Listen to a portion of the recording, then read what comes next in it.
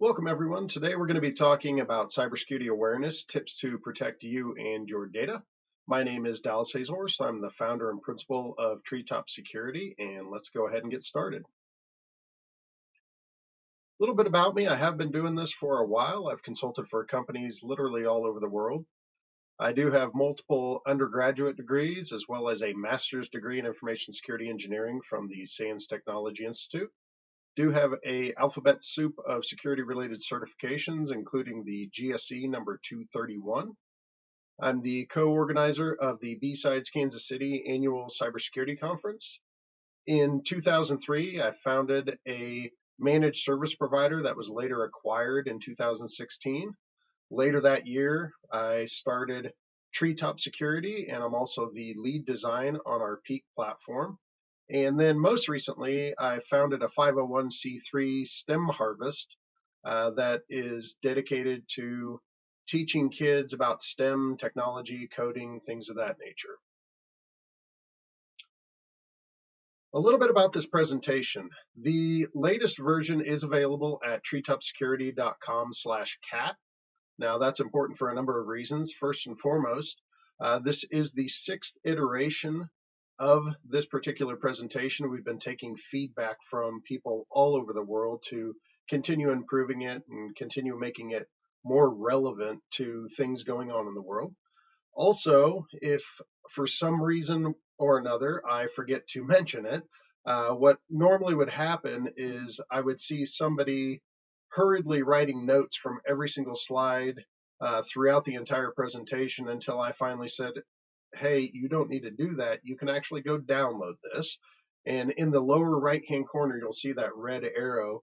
It's actually pointing that out because if you need to write notes or anything like that, you can actually just take them right on the exact same slide. So you don't have to write everything you see, just write in addition to, what you're seeing on the slides. Version 1.0 of this presentation was downloaded in over 150 countries in the first 6 months. It's been shared and recommended at numerous conferences by numerous people. So just really appreciate that. And the fact that we're making an impact, it feels pretty darn good. Live, laugh, get hacked, and stop laughing.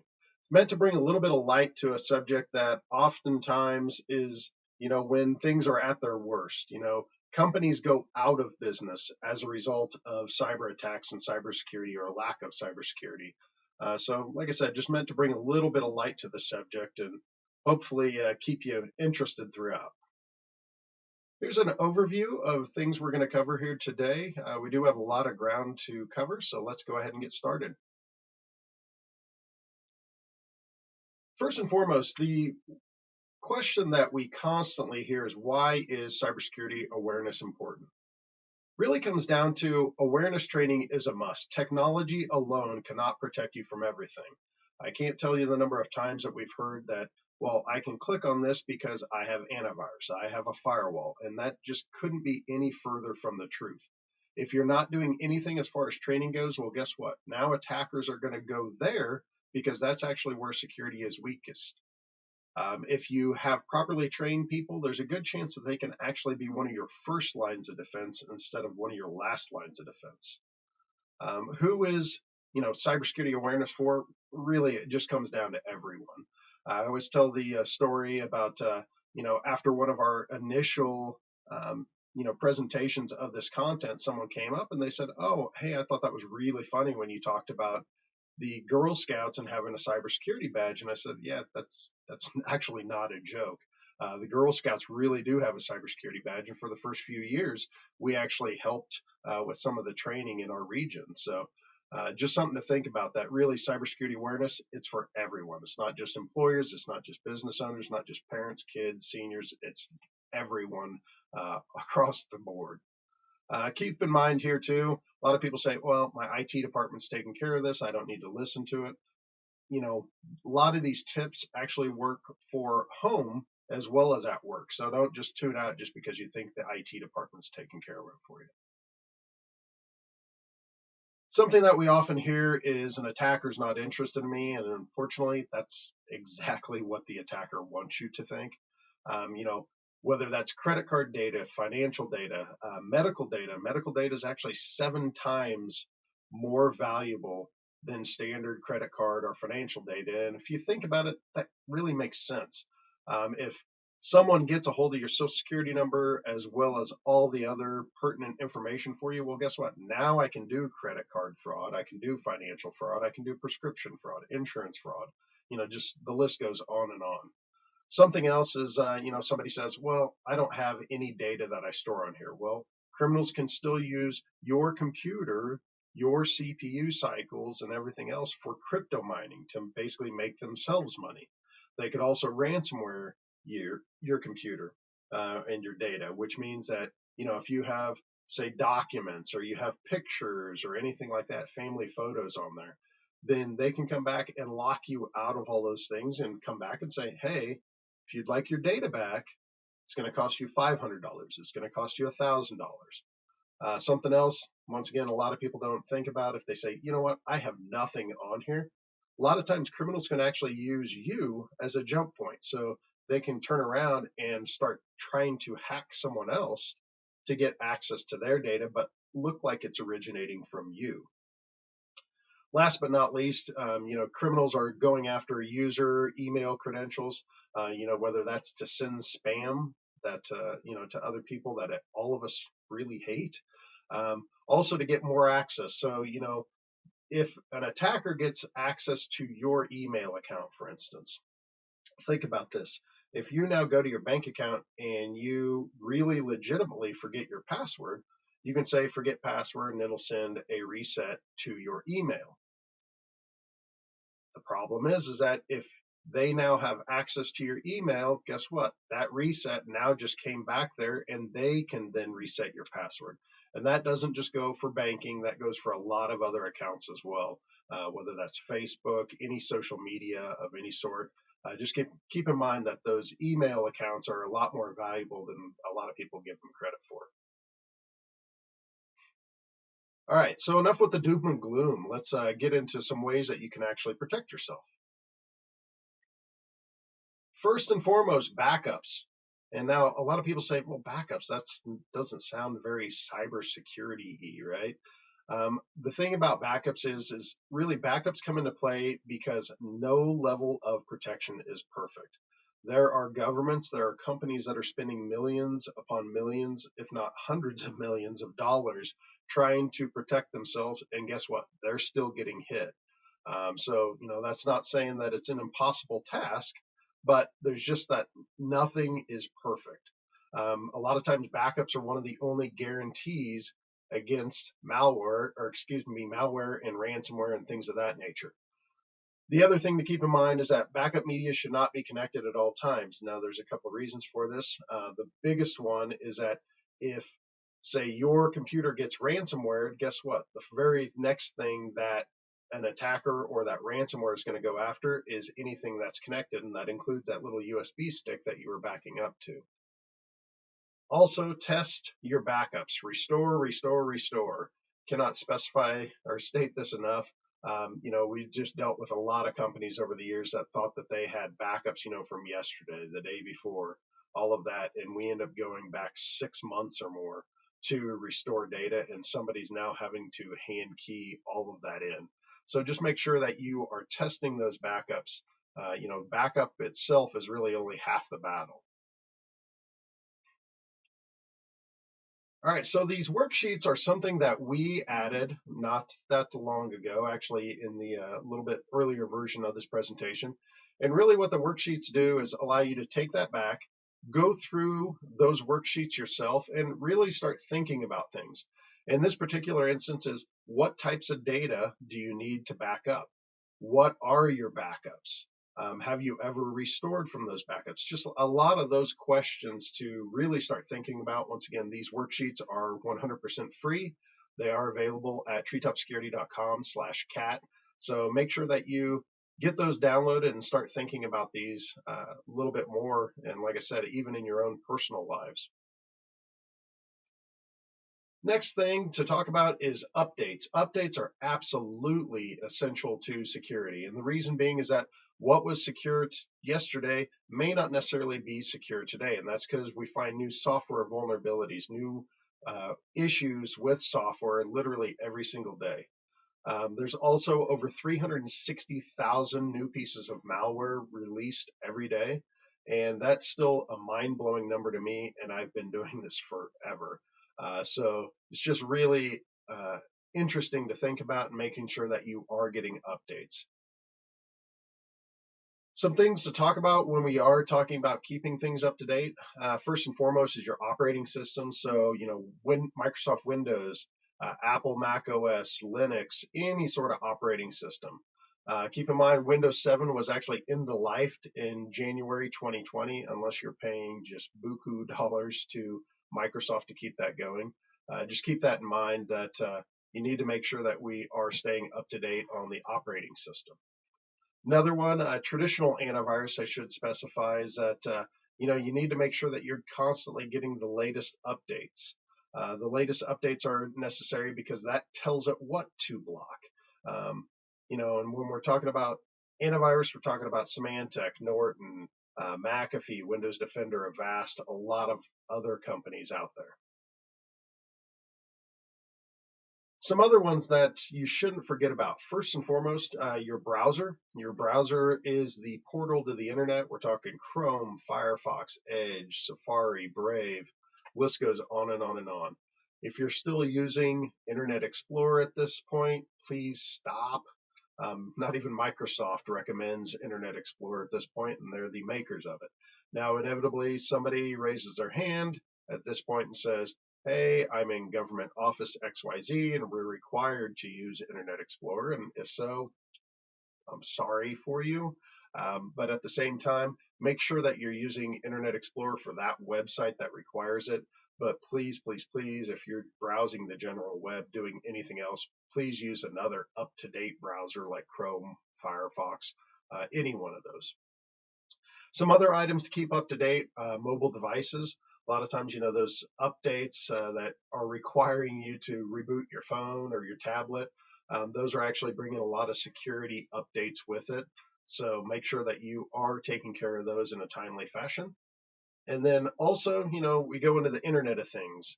Alexa, Google Home, light bulbs, thermostats. We could literally go on forever and ever about this. Just anything that plugs into a network at some point has to get updated. A lot of those are not doing automatic updates. So unfortunately, the update mechanism itself is you, the consumer. So just a few things to keep in mind. All right, here we're going to talk about worksheet number 2, and it's essentially just thinking about what's on your network. Who has access to your network, what's on your network, and just kind of a little fun exercise using a program that's freely available for download on your phone. And you can test it out and see exactly what you have on your network. And like I said, just a fun exercise to think about all of those things. Once again, those are free at treetopsecurity.com/cat. Just download all the worksheets and you can follow along. All right, a little bit of a mental reset. We're going to switch gears here a little bit and start talking about passwords. Let everyone read the slide here talking about the dog, and then we'll catch back up. All right, now obviously the joke here is that a lot of people feel it's easier to rename the dog than it is to change their password, and it just shouldn't be that way. Change those passwords if you need to. So let's talk about passwords. First and foremost, let's keep those passwords in a secure location. That does not mean on a sticky note, under your keyboard, next to your monitor, anywhere like that. Also, make sure that you're not storing your passwords in clear text on your computer. So in Word documents or Excel spreadsheets or something on your computer. And the reason why is that if an attacker gets access to your computer, the very first thing they're going to do is look around at ways to get more access. If you have don't have any data really on your computer, but yet the attacker says, I wonder if they have access to their bank account. Well, now all of a sudden they have your username and password to your bank account, your health information, all of those other things. Going to talk a lot about password managers here in the upcoming slides. What are we talking about? Well, Bitwarden, it's a free and excellent password manager. KeyPass, LastPass. If you have no other options or you're just very much against some of those other ones, you also have Chrome, you have Apple Keychain. Those are better than nothing at this point. Some benefits of a password manager. Now you have one password, one very strong password to access all of them. And that may seem counterintuitive to trying to protect yourself, but I can assure you it works. Passwords are stored securely, they're stored encrypted.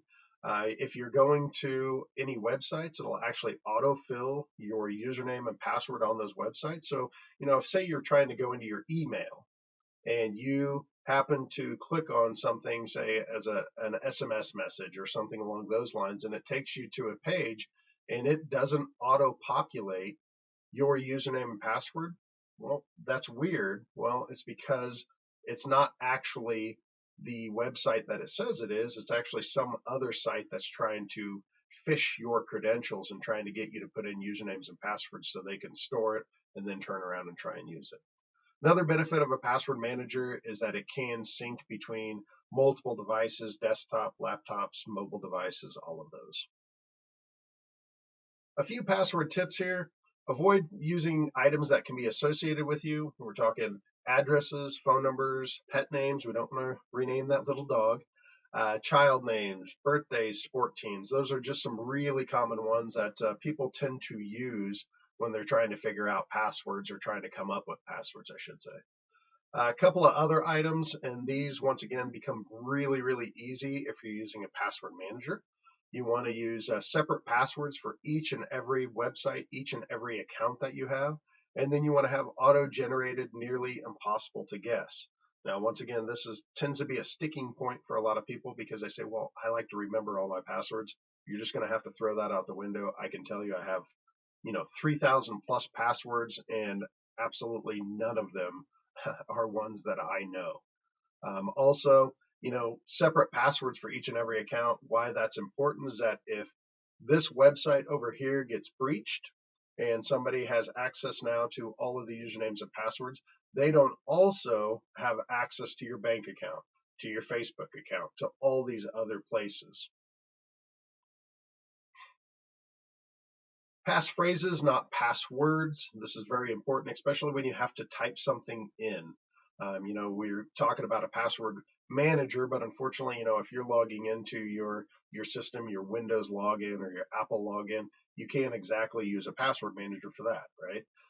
So the big things about passphrases should not be easy to guess. They should be at least 12 characters. Honestly, 15 or more is far, far, far better. Length is really all that matters when we're talking about this.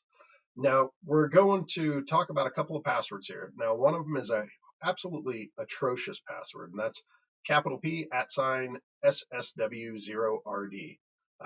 That passes every complexity check on the planet because it has uppercase, it has lowercase, it has numbers, it has special characters. Unfortunately, it's a password that a lot of people use, and it's just really, really horrible. The password right below that is something that should be easy to remember. That's an example of a passphrase. So you say, my son was born November 1995, exclamation point. And now the funny side story to that, you may say, well, I thought you said don't use children's birthdays. I don't have any sons. I have 4 daughters. So there you go. Here we're just going to talk about 20 passwords by rank and year. Obviously, if you use any of these, you don't need to run out of the room right now, but definitely change them at some point soon. You can see 1, 2, 3, 4, 5, 6 have been holding the top spot for the last few years. We have I love you kind of in there.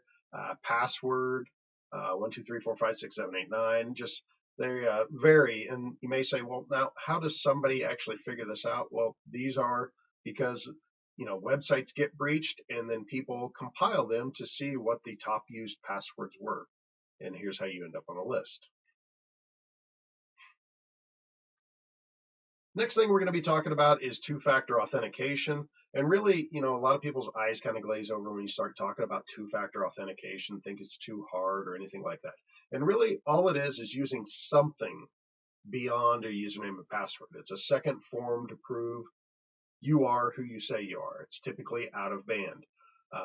If you've ever logged into your bank account from, say, a brand new computer or phone or anything like that, it may send you a text message that says your one-time passcode is this. Congratulations, if that's the case, that's two-factor authentication. It can come in a number of different fashions, whether that's email, phone pop-ups. It can actually come up as just regular mail through the letter carrier, the post office. Also, we do have phone calls and SMS. They're not considered as secure at this point due to SIM swapping, also SIM jacking, and some other techniques where people can intercept some of your SMS messages. That being said, they are far better than nothing at all. So if your only option is a phone call or SMS and you say, nope, not going to do it because those aren't considered secure, that's hogwash. Go ahead and do it anyway. Once again, it's better than nothing. It's just you won't have quite the same resiliency if you're in a targeted attack of some sort. Down below, we have some other applications, and off to the right, you can actually see how those applications work. You have Google Authenticator, you have Authy, so lots of different programs that do that. And essentially what they do is about every 30 seconds, every 60 seconds, they run through and change to a new number based off the previous number. And so you and that website that you're communicating with are the only ones that know when and what that next number is going to be. So just a couple of different options. If you need better security, that's absolutely the route that you should be going. And we're going to talk about worksheet number 3 here, just a second. That's password managers and two-factor, what we just covered. And so if you've never set up a password manager, always thought about it, congratulations, this worksheet is for you.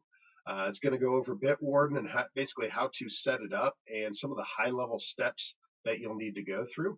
Also talking about two-factor authentication, some different ways that you should be implementing it and thinking about it.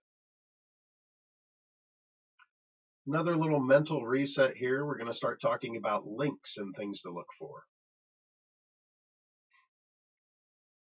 Generally speaking, a link can be determined if it's safe in 4 steps. Now, keep in mind that we're not just talking about email, although email is generally one of the big ones.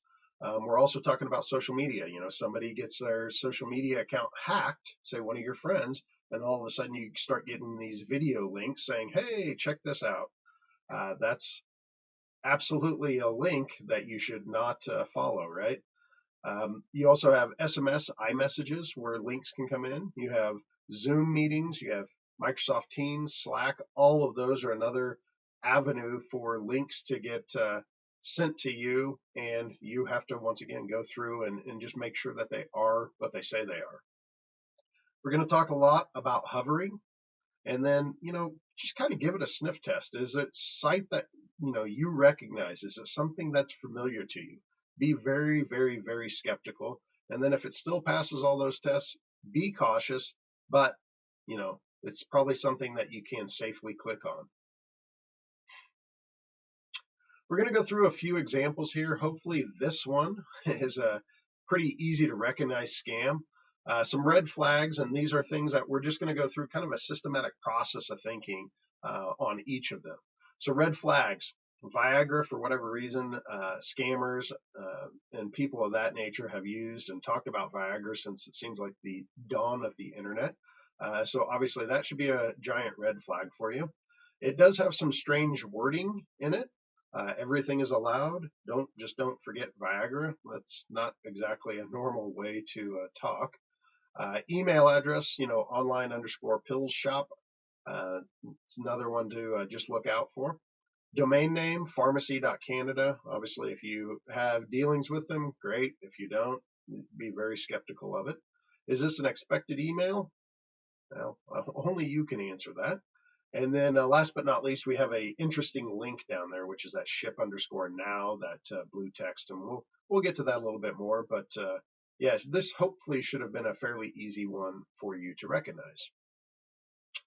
Now, the next one we're going to be talking about is, once again, going back to somebody that gets hacked, and all of a sudden you end up with some scam or some spam emails being sent to you. And so, this is very similar to the attack that we just talked about a little bit with Facebook or really any social media. We're going to talk about the red flags. Obviously, the email address is going to be okay. The name is probably okay. The signature, if there's some oddities with the signature, that might be a way to tip yourself off on whether it's true or not. Expected email, if you haven't talked to this person in a while and all of a sudden just get an email kind of out of the blue with a link, that's kind of weird, right? Last but not least, we have a link. The .fr is a country code for France. So unless you have dealings with France and this particular company, then I would probably skip this one. As I mentioned, there are a lot of avenues for links to come in to your life. One of them is also text messaging. So if we're looking at and going through those red flags again, obviously we have the name in the SMS. If it says Hello Dallas instead of Hello Isabella, this is going to be tailored to whoever it's being sent to. So that should be okay.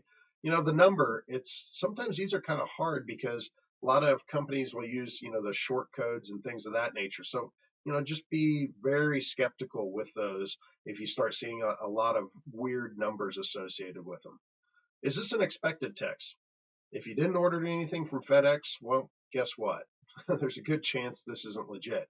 If you've ordered things from different companies before and they've never sent you an email or a text message, in the past, guess what? That's kind of weird. Once again, going into the receive a text regarding the package before, and then also, we have the recognized domain, the d8erz.info. That's kind of a weird domain. So, just a few things that should definitely tip you off and think, well, maybe not. Maybe I'll forego clicking on this. We're going to talk a little bit about hovering, and hovering should be your friend.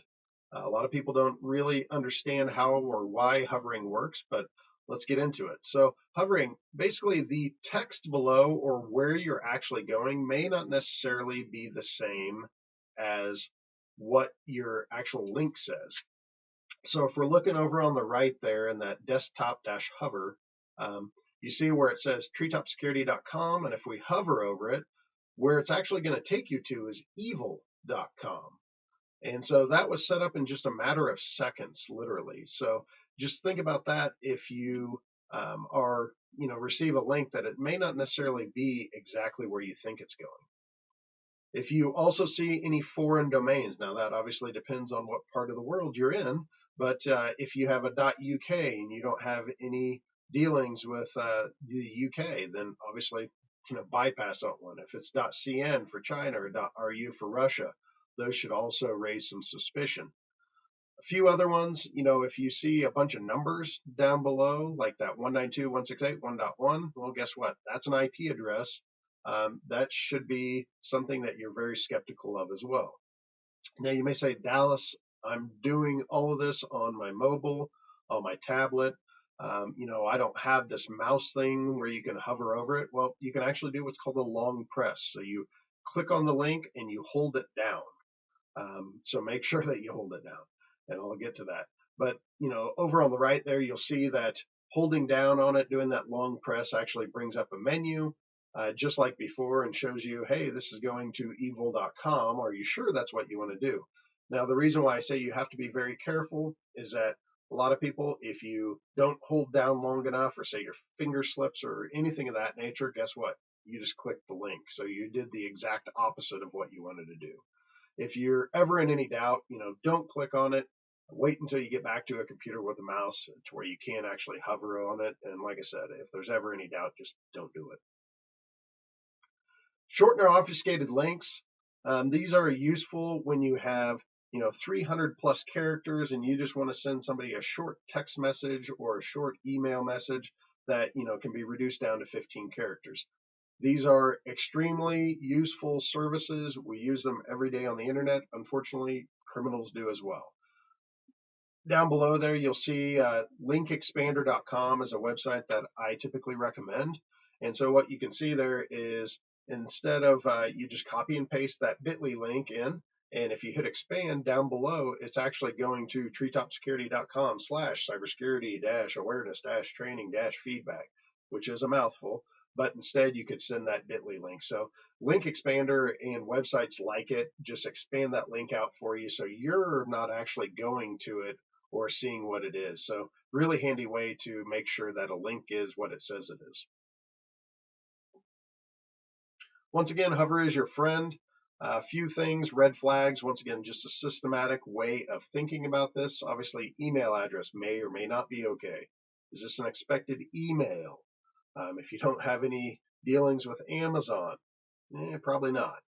In this particular case, something else that we'll bring up and you'll see time and time again from scammers is that they kind of promote a sense of urgency. In this particular instance, your account's going to be locked out in 24 hours unless you get back to us. They want you to try to do things as quickly as possible and not think about it. That's what they're trying to do here with that sense of urgency. Last but not least, this is where we're talking about hovering. And so if we hover over that update now button, you'll actually see that it says redirect.ker whatever. If Amazon's going to send you a link, guess what? It's probably going to go to Amazon if you hover over that.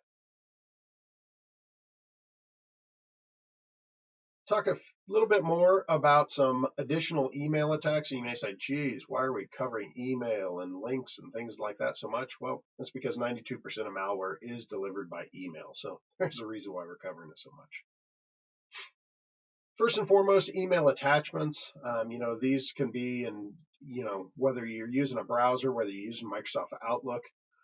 The important part here is stop and think before you click. Is it a recognized sender? Are you expecting an attachment from them? Once again, if you all of a sudden just get an email out of the blue and all it is just a Word document with nothing else said about it, that's kind of weird. It might be something where you call that person that, say a long lost classmate or something like that and say, hey, Joe, did you mean to send this to me? Macros. Down below there, you'll see kind of something that's a security warning from Microsoft that pops up if you try and open a macro. If you're not familiar with macros, if you're not used to dealing with them, just never click on it, really, is what it comes down to. If you are used to macros, just vet, where that's being sent from and everything else. And the important part about this is that macros, what happens when you say enable content, it's now running things behind the scenes, and there's actual full-blown programming languages that can then start infecting your computer. So just make sure that you're very, very leery of, number one, opening attachments, but then also very leery of opening macros.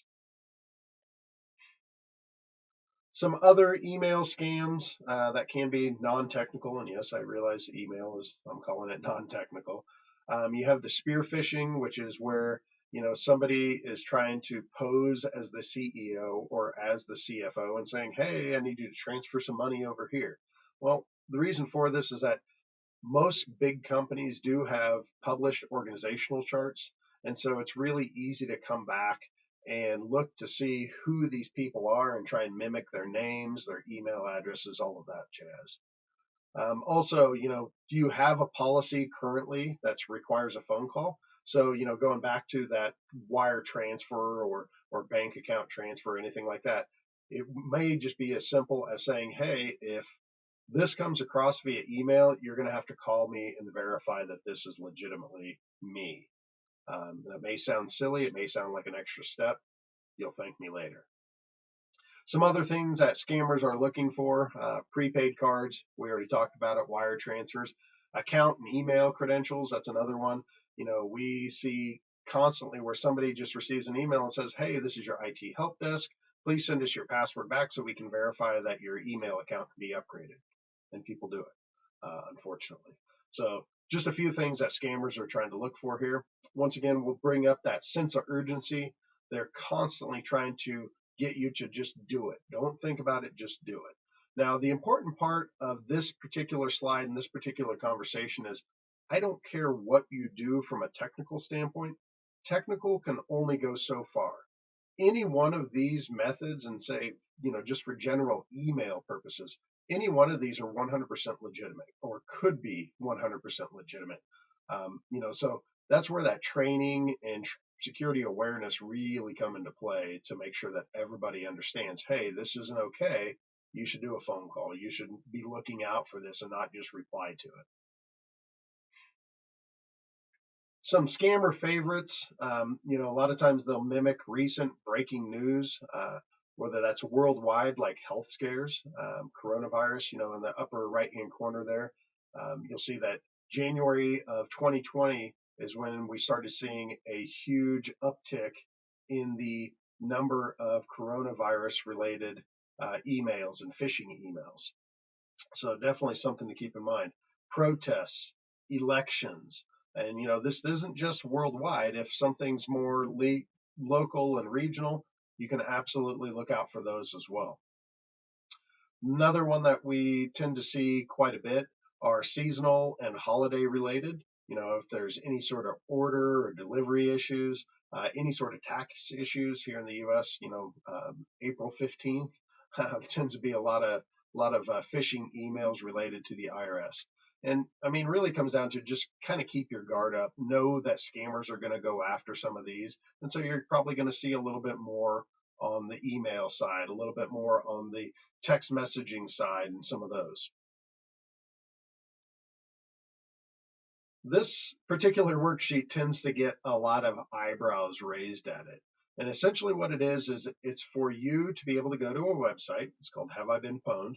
And you can put in your email address, and I promise 100% legitimate. You can also put in your phone number, and it basically tells you, has that email, has that phone number been part of a breach? And if so, here are the breaches that it's related to. If you've had your email for any period of time, I can assure you you're going to be listed there.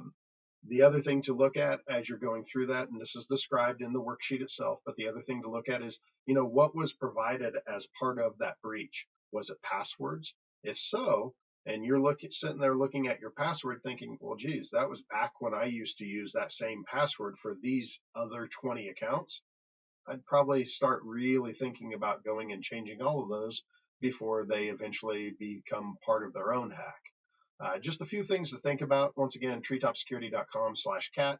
Download the worksheets for free. Jump in and have fun and start thinking about security a little bit more on your own past this presentation. Reach out and scam somebody. These are all telephone related hacks. We're going to get into that. Really, it comes down to social engineering. So somebody's trying to pose as a bank, as a credit card company, as a hospital, maybe as insurance, as the IRS, saying, hey, you have a past due account balance. Energy companies are a favorite target of these two, where somebody's trying to pose as them and saying, hey, if you don't pay this right now with your credit card, we're going to shut your electricity off. And unfortunately, that works. Now, the important part of this is, a lot of those scammers, they're just calling from whatever number. Some other scammers are actually taking this kind of up a level. So, if you get a phone call from, say, your local hospital, and it's actually your local hospital's number, what do you think of that? Do you actually use that as some sort of validation? Because if you do, you really shouldn't. Unfortunately, it's really easy to spoof numbers. In fact, I always tell people that within about 15 minutes, I can show anybody how to do it, which means that, I can make it look like I'm calling from the local hospital and say, hey, you had a bill here from last year. Looks like something's not quite right with your insurance. Can you give me your social security number? Can you give me your insurance information? And guess what? That works.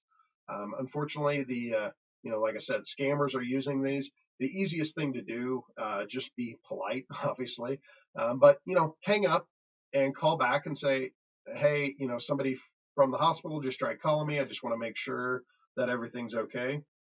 And that's usually the easiest way to do it. Just find a published number, whether that's in a old school phone book, whether that is searching Google or anything like that. Just a few things to keep in mind. Some other phone scams, you have the grandparent scam. You also have tech support scams. We used to see probably 10 or so people every single week back in that MSP, that IT shop that I used to own, years ago. We'd have people say, Microsoft called me, Apple called me, Dell called me. saying that, hey, I've got a problem on my computer. And unfortunately, they'll just never call the average user out of the blue. It does not matter how bad your computer is. They're not going to call you as a result of that. All right, so this is a example of a phone scam. This is actually a neighbor of mine, and she caught this on one of the wood grained answering machines from back in the day. But if for some reason you cannot hear the recording, the white text up above says the exact same thing. And so we'll play this and then come back and at least talk about it and say, to see what the red flags were. Message 1, Monday, 2:19 p.m. Hi, this is Catherine from Microsoft. We have been trying to get in touch with you. However, we will be disconnecting your license within 48 hours, as your IP address has been compromised from several countries. So, we need to change your IP address and license key. So please press 1 to get connected to technical. All right, so going over just some of the same things that we've talked about before, some of the red flags, that sense of urgency we see once again. You need to do this within 48 hours or so you're going to have problems. It's almost purposely confusing. If anybody that's really understands this stuff, they're going to look at this and think it's kind of nonsensical and all over the place. But at the same time, somebody that's not quite as tech savvy, maybe sitting there listening to this, going, "Okay, I've heard of Microsoft. Okay, yeah, I know I have to have licenses on my computer, and I've heard that IP address thing and talk about, how everybody's getting compromised from different countries and things like that. So maybe I need to do something about this." But yeah, it's just purposely confusing. Once again, another red flag should always be, are you ever going to expect a call from Microsoft or any of those companies? The answer is 100% no. Technical safeguards can only do so much. That's really why we focus on this cybersecurity awareness. All right, so some general tips and privacy. We're getting into the last section of the presentation here. USB drives and more. The general consensus, general opinion is just don't connect anything that's unknown or unauthorized. Programs can run as soon as you plug in. You don't have to touch a thing a lot of times.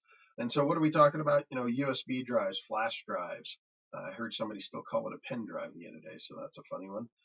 SD and micro SD cards, CDs, DVDs. We've seen where an attacker will actually send somebody a CD. Might be harder today because we don't have a lot of CD drives anymore, but attackers were sending CD drives back or CD disks back in the day. External hard drives, once again, those can be run immediately.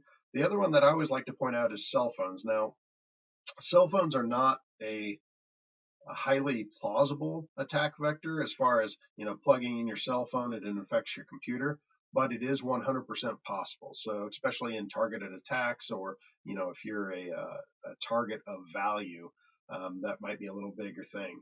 The funny part of that is I do security assessments for a lot of different companies, and so you kind of walk around and you see that people have all their cell phones plugged in, and it's not that they're trying to be malicious or anything. They're charging their cell phones.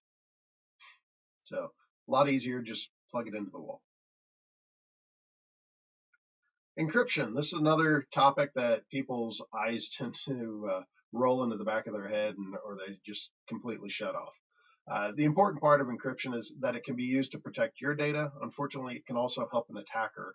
That's how ransomware essentially works. Protecting data that's sent or received. If you're looking at HTTPS, that S means secure.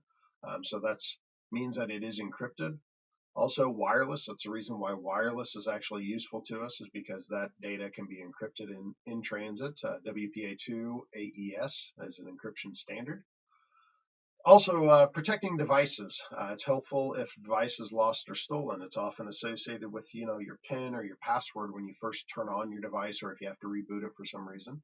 Also, if we're in the Microsoft Windows world, a lot of times you'll have BitLocker capabilities, which means that you can encrypt the entire device, or you have Apple Mac OS, they have File Vault that does something very, very similar. Some other internet safety quick tips that could not fit elsewhere. um, Never click on anything based on a pop-up from a website.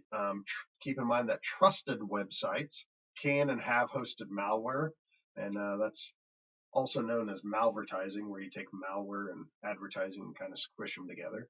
And see this a lot with local news sites, but not to throw them under the bus. Keep in mind, we have the Wall Street Journal, Forbes, ESPN, Yahoo, lots of big companies. I mean, they make their hay with advertising, and they can't quite get this right. So, just a few things to think about there.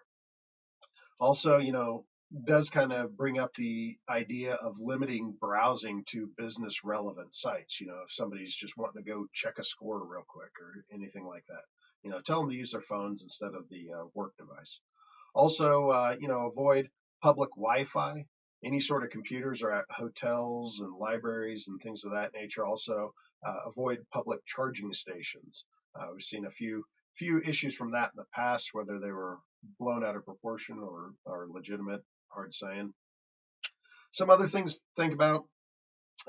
We used to always tell people, hey, just look for that padlock in the corner. Unfortunately, that means you're encrypted between you and that site, but it doesn't necessarily mean who you're connecting to is who you think it is. So it could be your bank, it could be the Bank of Bangladesh. You have no way of knowing. You just have to pay attention to where you're actually connecting to. Also, that padlock has become even less important in this day and age because some of the browsers have actually forego the padlock entirely.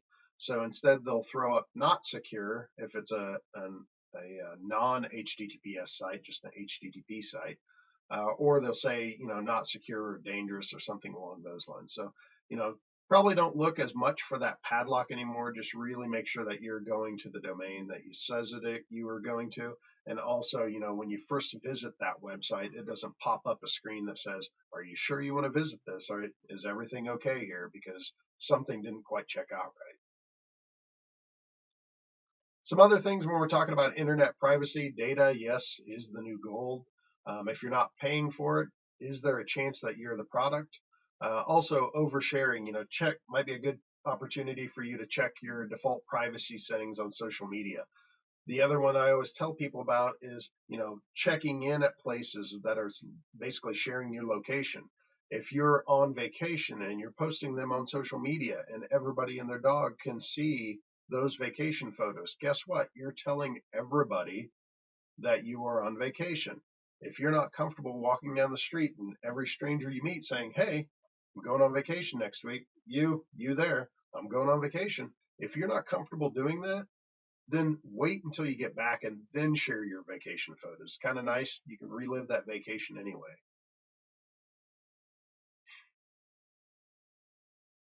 Uh-oh, you've been scammed. Biggest thing, it happens. Don't be ashamed. It can happen to anyone. Don't panic, but also don't wait around. Maybe you need to unplug your computer. Maybe you need to contact technical support. The other thing that we always tell people to do is make sure that you write down relevant details. If you typed in your username and password, well, which username and password? What website were you visiting? Exactly what time was this happening? Was there a phone number that popped up and you called? If so, those are all relevant details to determining exactly what happened and also the best way to handle it going forward. If this is a ransomware or a scam, do you need to report the incident to law enforcement? If you're healthcare or anything along those lines and you're in the United States, guess what? You're supposed to. So we'll leave it at that. Also, if you're in the U.S., you have the Better Business Bureau. They have a scam tracker. Also, the FBI, they may be able to give you some ransomware keys if they're available. And then last but not least, there's a conglomerate of different security researchers as well as companies that started a website called nomoreransom.org.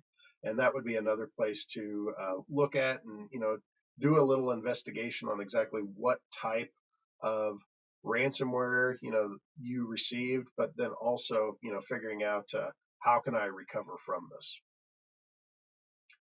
A few more resources.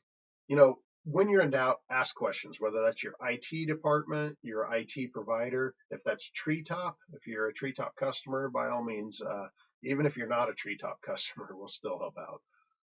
Don't stop here. Attackers change, attacks change. You should be changing as well. Additional resources. You have the Sans Ouch newsletter. It is a free monthly newsletter. It is written from the perspective of the end user, so it's not deep technical dives, but instead it just kind of gives you some ideas, around the shopping season. Hey, here's some things that you should look out for and ways that you can avoid scams. Also, you have staysafeonline.org. They have numerous resources there. Stop, Think, Connect has a little bit of everything as well. If you want to go to our website, treetopsecurity.com/cat, we have these slides. We have video presentation of this material. We have those worksheets for you to download and start thinking about security a little bit more in your day-to-day life. Also have some post-training quizzes, feedback form. We'd love to hear back from you as far as how we can improve this, things that you'd like to see added. We also have our newsletter sign up. We have a certificate of completion, so you can give it to your boss and say, look, I did this. We should have everybody else in the company do this. And then last but not least, we have worksheet number 5, and that's really sharing is caring. Let some other people know about this presentation. Let some other people know that, hey, this is really, really helpful. I've been using the internet for the past 20 years, and I didn't even know this existed. Here's some things that you can do. Just make sure that you're sharing it with some folks and getting more people aware, because that's really the only thing that's going to solve this. If you have any questions, by all means, reach out to me. I am on LinkedIn. I am on Twitter. You can also send us an email at info@treetopsecurity.com, and look forward to seeing you in the future. Take care.